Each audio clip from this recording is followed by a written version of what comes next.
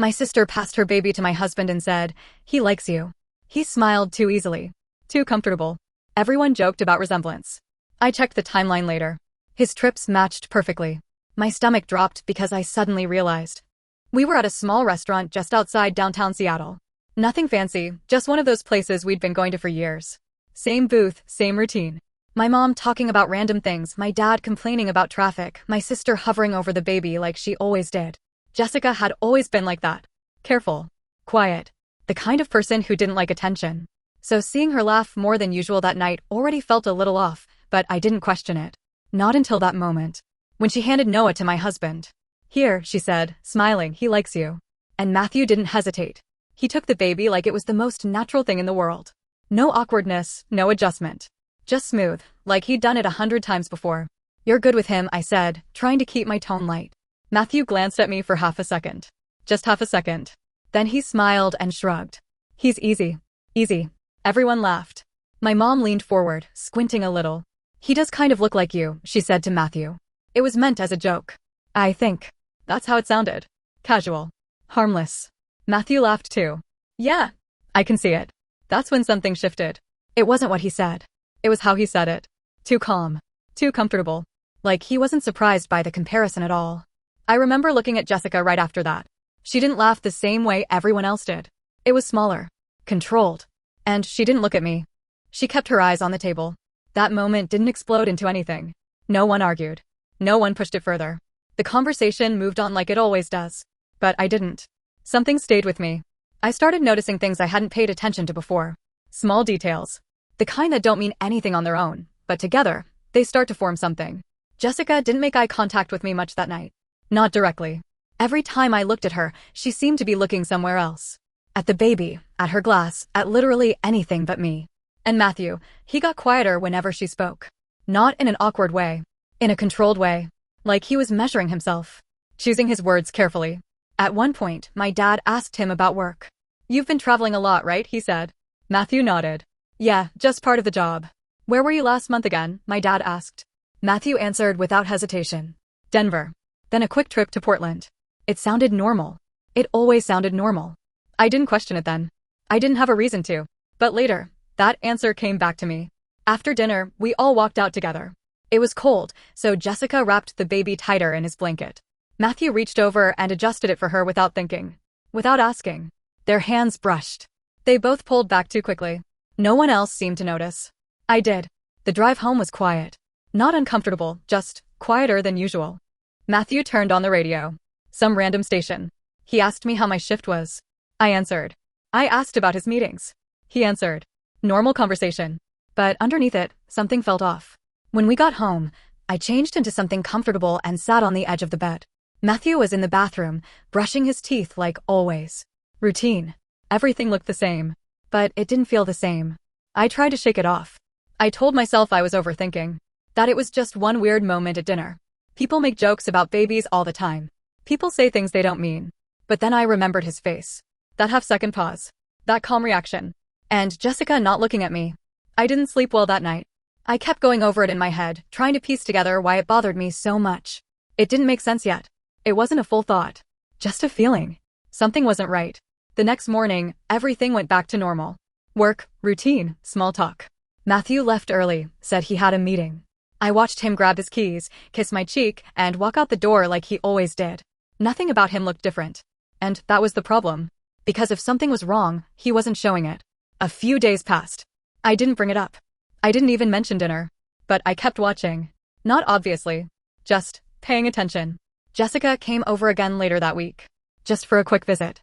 She said she needed to drop something off for my mom and thought she'd stop by. She brought the baby, of course. Matthew was home. Again, he didn't hesitate. He took Noah like it was automatic. Like his hands already knew what to do. "You've been around babies a lot or something?" I asked, keeping my tone light. Matthew smiled. "Not really. Just common sense." Jessica laughed, but it sounded forced. I noticed that too. I started remembering things I hadn't thought about in months. Matthew's last-minute trips. Nights he said he had to stay late. Times when his phone would buzz and he'd step out to take the call. At the time, it all made sense. Now, it didn't feel as clean. That's when I did something I never thought I'd do. I went back through our calendar. Just casually at first. Looking at dates. His trips. My work schedule. Then I pulled up messages. Old confirmations. Emails he'd forwarded me. I wasn't even sure what I was looking for yet. Just something. Then I checked the timing. Jessica's pregnancy. I had a rough idea of when she found out. When she announced it. When she said she was due. I lined it up with Matthew's travel dates. My chest tightened. I checked again. Slower this time. Month by month. Trip by trip. And the more I looked at it, the less it felt like coincidence. Because every time he said he was out of town, it lined up. Too perfectly. I sat there staring at my phone, trying to make it make sense in a different way. There had to be another explanation. There had to be. But the more I tried to force one, the worse it felt. That was the moment something inside me shifted. Not loudly. Not dramatically. Just quietly. Like a door closing. I didn't confront him. Not yet. I needed to know. Not guess. Not assume. No. That thought stayed with me the rest of the day. And by the time I got home that night, I had already made the decision. I was going to find out the truth. No matter what it cost me. I didn't rush into anything. That's what I keep telling myself anyway. Like it makes it better. Like it makes me different from people who act on impulse and regret it later. I didn't want regret. I wanted certainty. So I slowed everything down.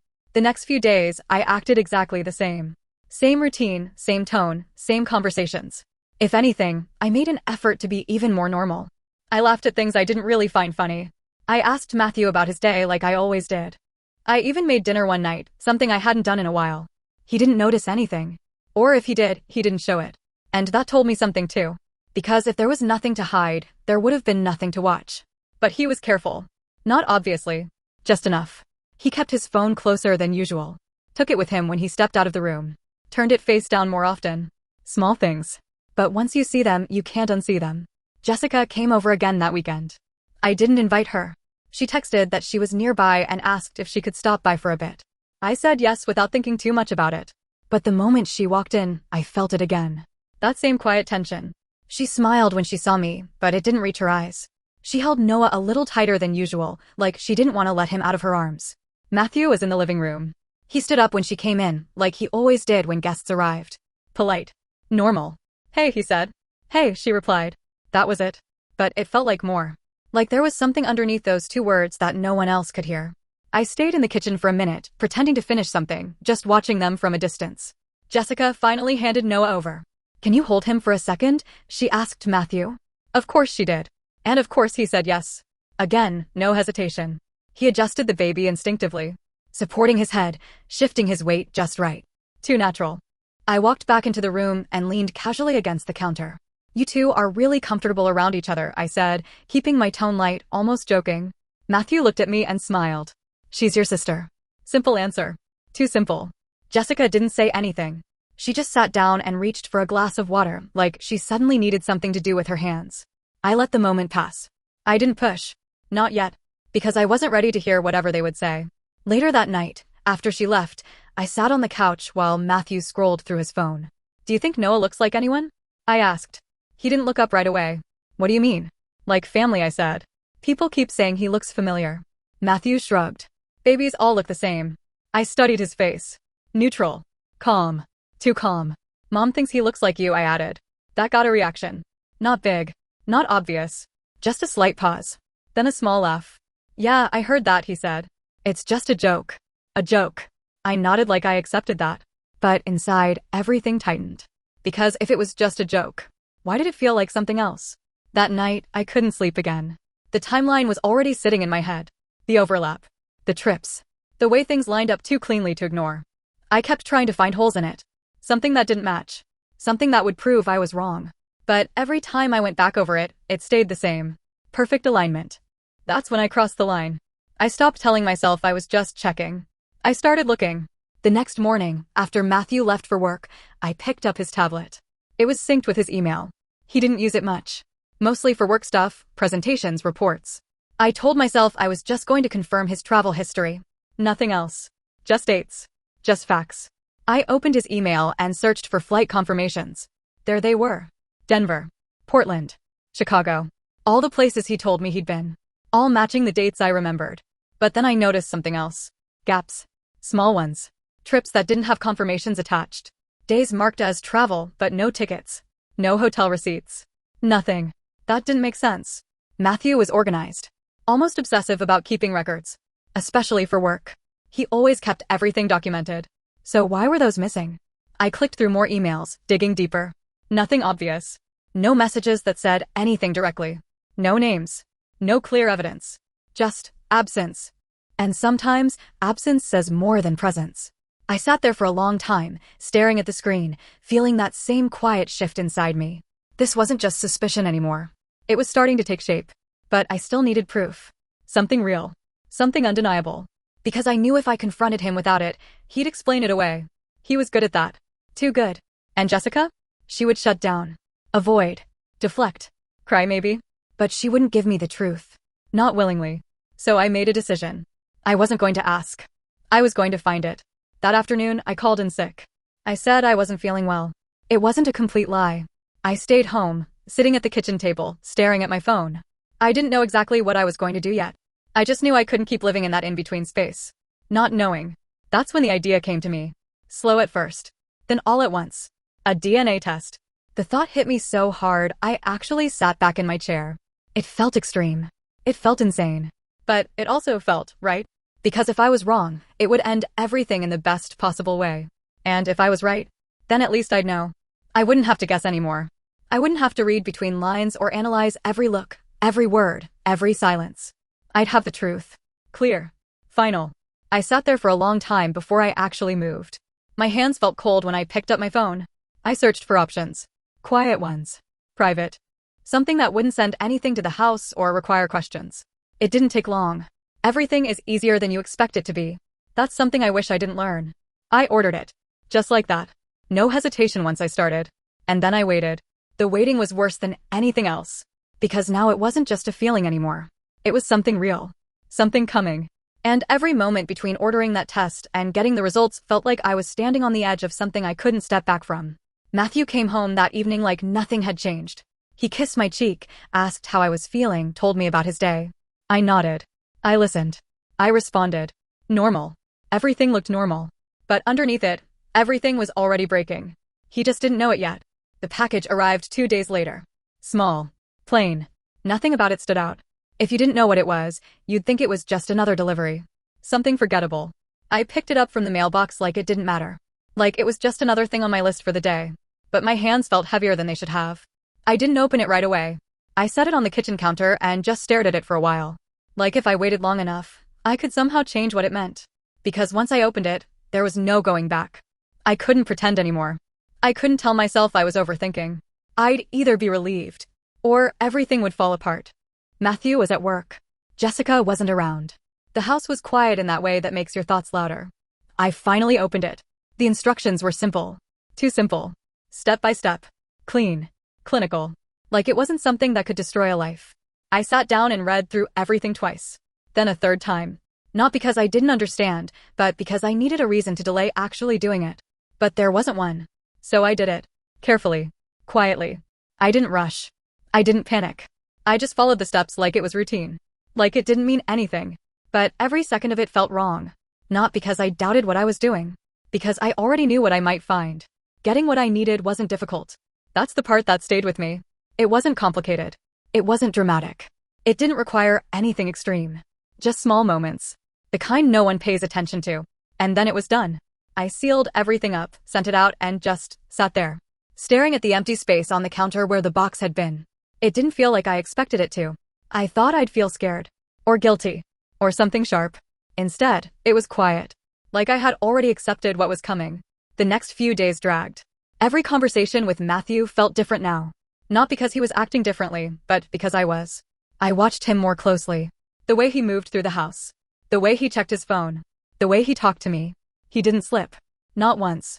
If anything, he was even more normal than usual. And that almost made it worse.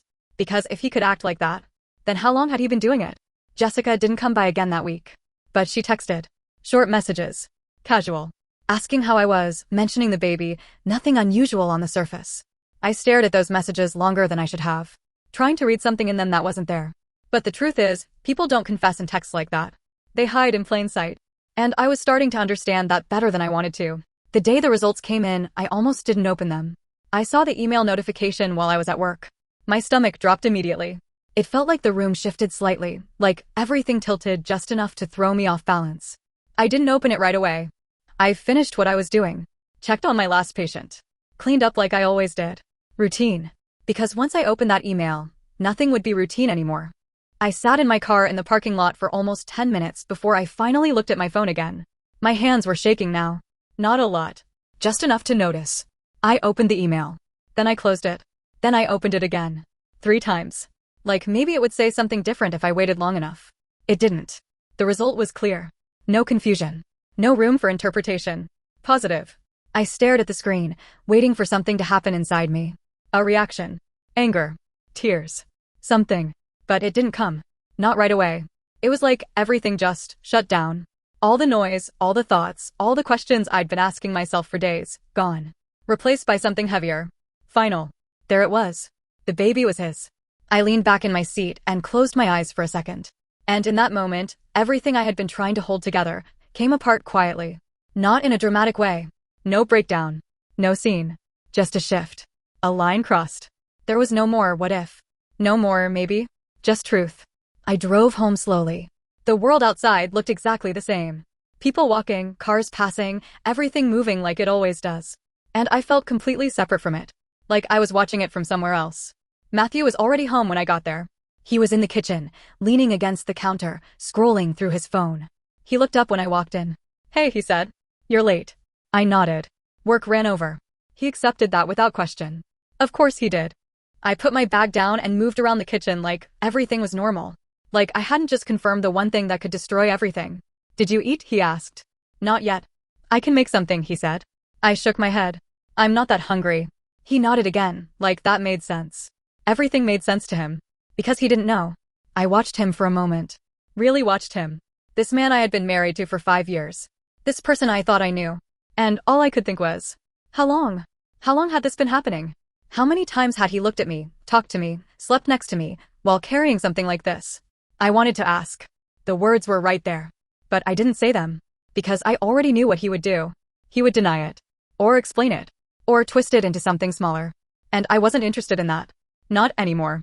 I didn't want a version of the truth. I wanted it exposed. Clear. Undeniable. Something they couldn't talk their way out of. That's when the idea came to me. Not suddenly. More like it had been forming in the background this whole time. And now it just settled into place. A family gathering. Big enough that everyone would be there. No private conversations. No space to hide. If they wanted to lie, they'd have to do it in front of everyone. And I knew they wouldn't.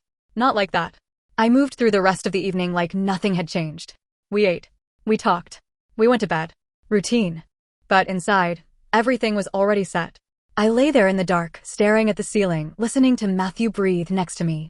And for the first time since this started, I wasn't unsure anymore. I wasn't guessing. I wasn't trying to figure it out. I knew. And now, I just had to decide how to end it. I didn't rush the plan. That was the one thing I held on to. I wasn't reacting. I wasn't spiraling. I was choosing. That's what I told myself every time the anger tried to push through. I waited 3 days before I did anything. 3 normal days. I went to work. I came home. I talked to Matthew like nothing had changed. I even texted Jessica once, just something small, asking how Noah was doing. She replied quickly. Too quickly. He's good. Just fussy today. Fussy. I stared at that word longer than I should have. Because all I could think was, of course he is. But I didn't say that. I just replied, hope he settles. Normal. Everything had to look normal. On the 4th day, I called my mom. Hey, I said, keeping my voice light, we haven't done a proper family dinner in a while. She sounded surprised. You want to plan one? Yeah, I said. Everyone's been busy. It'd be nice. She didn't question it. Why would she? That sounds good, she said. We can do it this weekend. Perfect. Should I invite your dad and Uncle Greg too? Yeah, I said. Invite everyone. That part mattered. The bigger the room, the smaller their chances of escaping it. After I hung up, I sat there for a minute, just letting it settle. This was it. There was no going back now. The next few days felt different. Not because anything changed on the surface, but because I knew what was coming. Every interaction felt like it had an expiration date. Matthew noticed something, I think. Not the truth. Not the details. Just something. You okay? He asked one night while we were sitting on the couch. I looked at him. Really looked at him. I'm fine, I said. He held my gaze for a second longer than usual, like he was trying to read something in me. Then he nodded. Okay. And that was it. He didn't push. He never pushed. Jessica texted again the day before the dinner. What time tomorrow? 6, I replied. Okay. There was a pause. Then another message. Do you want me to bring anything? I stared at the screen. No, I typed back. Just come. Just come. That night, I didn't sleep much. Not because I was nervous. Because everything felt final. Like I was standing right before something that was about to change everything, and there was nothing left to prepare. The next day moved slowly. I went to work, but I barely registered anything around me. Conversations felt distant. Tasks felt automatic. By the time I got home, Matthew was already there, getting ready. You ready? He asked. Yeah, I said. He grabbed his keys. Should be nice. Haven't seen everyone in a bit. I nodded. Yeah. The drive was quiet. Not uncomfortable. Just quiet. When we got to the restaurant, my parents were already there. My dad stood up when he saw us, gave Matthew a quick handshake, then hugged me. Good to see you, he said. You too. My mom smiled, already talking about how she ordered appetizers because everyone's always late. Normal. Everything looked normal. A few minutes later, Uncle Greg arrived, loud as usual, filling the space with easy conversation. Then Jessica walked in, holding Noah. And right behind her, Daniel. He looked tired. Not physically, just heavy. Like something had been weighing on him for a while. He gave me a small nod. Hey, I said. Jessica smiled, but it didn't last long. Not when she saw me looking at her. We all sat down. The conversation started easily. Food, work, random things that don't matter. My mom asking too many questions, my dad making small complaints, Uncle Greg joking about something none of us really cared about. Matthew played his part perfectly. Engaged. Relaxed. Present. Like nothing was wrong. Jessica stayed quieter. She kept adjusting Noah's blanket, checking on him even when he wasn't doing anything. Daniel didn't say much. He just watched. I noticed that. The way his eyes moved between Jessica and Matthew sometimes. Like he already felt something wasn't right, he just didn't know what. Halfway through dinner, my mom leaned forward again. Can I hold him? She asked. Jessica hesitated for a second. Then she handed Noah over. And, just like that, it started again. The comments. Look at his eyes. Who do you think he takes after? I still think he looks familiar. Matthew smiled. Too easily. Yeah, he said lightly. I've heard that. I felt it again. That shift. That quiet moment where everything lines up just enough that you can't ignore it anymore. I reached for my glass. Set it back down. Then I tapped it gently with my fork. The sound wasn't loud, but it was enough. Everyone looked at me. My heart wasn't racing. My hands weren't shaking. I was calm. That surprised me. I just wanted to say something, I started. My voice sounded steady. Even to me. It's been a while since we were all together like this. A few nods around the table. I glanced at Jessica. Then at Matthew. Then back at everyone. I think family gets complicated sometimes. No one interrupted. I think people convince themselves that if they don't say something out loud, it's not real. Jessica's grip tightened around her napkin. I saw it. I think people believe they can hide things long enough, and they'll just go away. Matthew shifted slightly in his seat. Just slightly. I don't think that's true. The room had gone quiet. Not tense yet. Just still. I reached into my bag, pulled out the envelope, and held it in my hand for a second. This was the moment. The point where everything would split into before and after. I looked at Jessica. And stood up. Then I walked around the table. And stopped right in front of her. She looked up at me confused. What's this? She asked. I didn't answer. I just held out the envelope. Open it. She didn't take it right away. Jessica just stared at the envelope like it might disappear if she waited long enough. What is it? She asked again, quieter this time. Open it, I said. My voice didn't change. That's what people told me later. That I sounded calm. Too calm. Like I had already accepted whatever was about to happen. Jessica looked around the table for a second, like she was waiting for someone else to step in. For my mom to laugh it off, or for Matthew to say something that would shift the moment. No one did. Daniel leaned slightly closer to her. Just open it, he said, his voice low, steady. That seemed to push her. She reached out and took the envelope. Her hands were shaking now. Just a little. Enough for me to notice. She slid her finger under the flap and pulled the papers out slowly. The first second, nothing changed. The second after that, everything did. Her eyes moved across the page, scanning, not understanding yet. Then stopping. Then reading again. Her face didn't collapse all at once. It was slower than that. Like something inside her was catching up to what she was seeing. Jessica, my mom said, her voice uncertain. What is it? Jessica didn't answer. She just stared at the paper. Then she shook her head. Once. Softly. No, she said under her breath. Daniel reached over and took the paper from her hands. She didn't stop him. He read it. And unlike Jessica, his reaction was immediate. Not loud.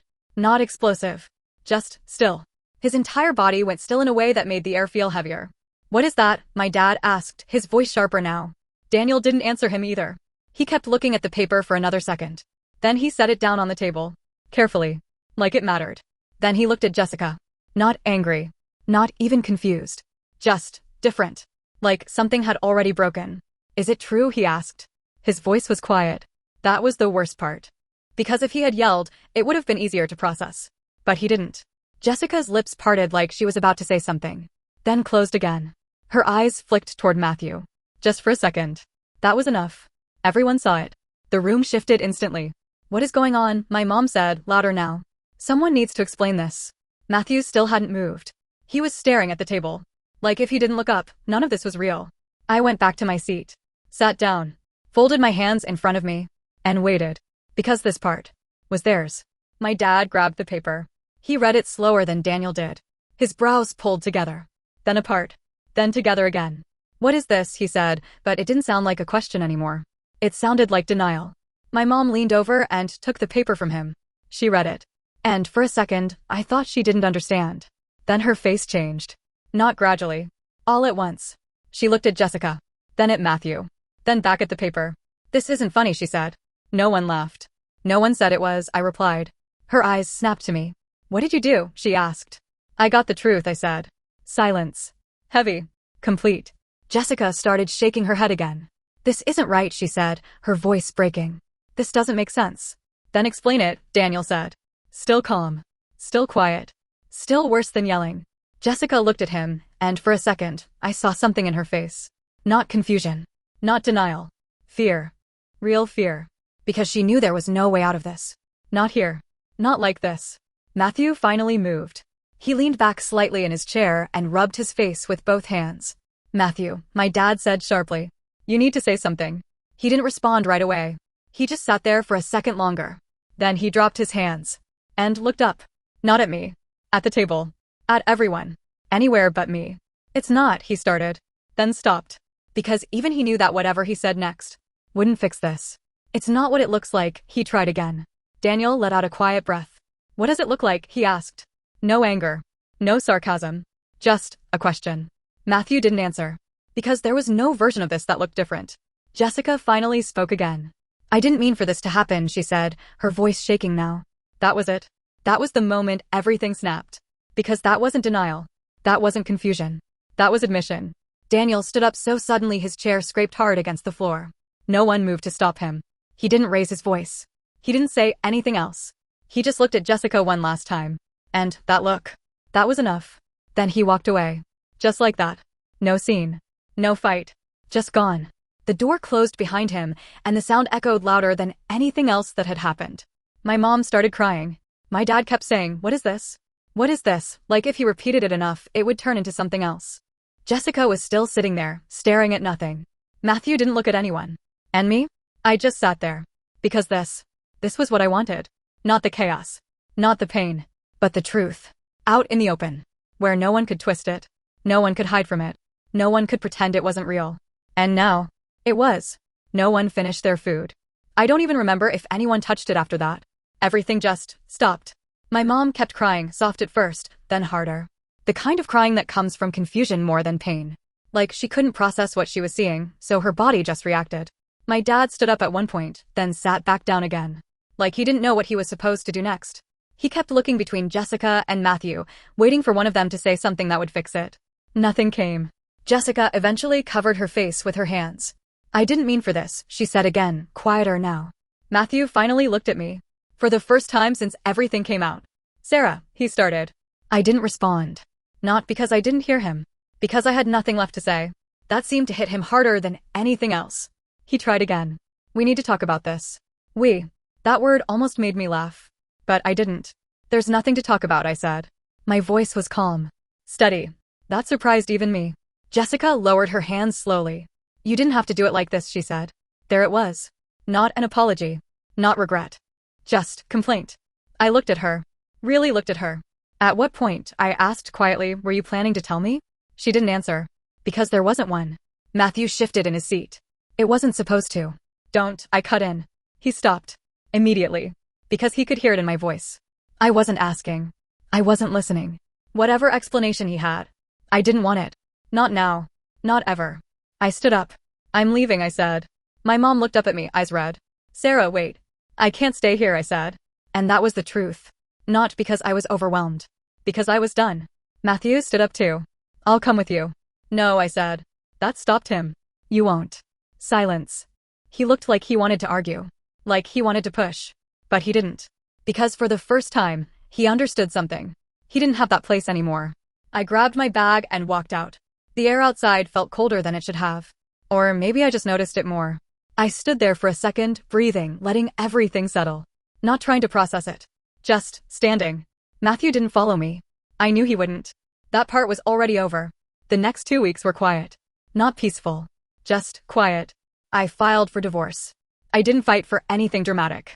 No drawn-out process, no arguments. I just wanted it done. Matthew didn't push back. He didn't try to argue terms. He signed everything. That told me more than anything else could have. Jessica didn't call. She didn't come by. The only thing I got from her was a single text. You didn't have to do it like that. I read it once. Then again. Then I locked my phone and set it down.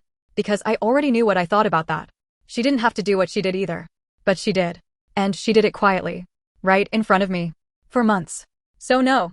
I didn't feel like I owed her a quiet ending. My parents tried to reach out. My mom cried on the phone the first time we talked after it all happened. I don't understand how this happened, she kept saying. I didn't have an answer for her. Because I didn't understand it either. Not fully. My dad was different. Quieter. He didn't ask questions. He just said, you did what you had to do. That was it. And somehow, that meant more. I moved out a few weeks later. Small apartment. Nothing special. Just mine. The first night there, it felt strange. Not lonely. Just still. Like everything had finally stopped moving. I didn't cry. Not that night. Not the next one either. It came later. Random moments. Quiet ones. But it wasn't about missing him. It was about everything that had been real, not being real anymore. And that takes time. I heard things, of course. From people. From family. From the kind of conversations that travel faster than they should. Jessica and Matthew didn't stay together. That didn't surprise me. Whatever they had, it didn't survive being dragged into the light. Daniel never went back. I heard he moved out within days. No arguments. No second chances. Just gone. That part stayed with me. The way he handled it. Quiet. Final. Months have passed now. Things are different.